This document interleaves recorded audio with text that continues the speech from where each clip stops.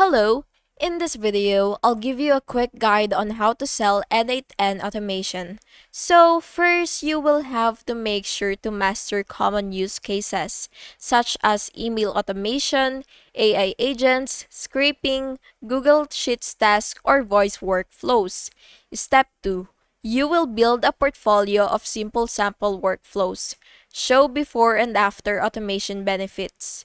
Step 3, you will have to offer your service on platforms like Fiverr, Upwork, or Facebook groups.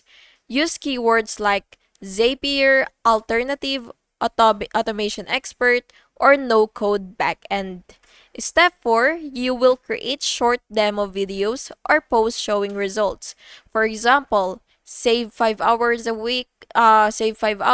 or a week using this AI agent built with N8N, and that's it. So for step 5, you will just charge per workflow or monthly maintenance. And that's basically it. And I hope that this explanation was helpful to you. Please make sure to like and subscribe if this helped. Thank you so much for watching and listening.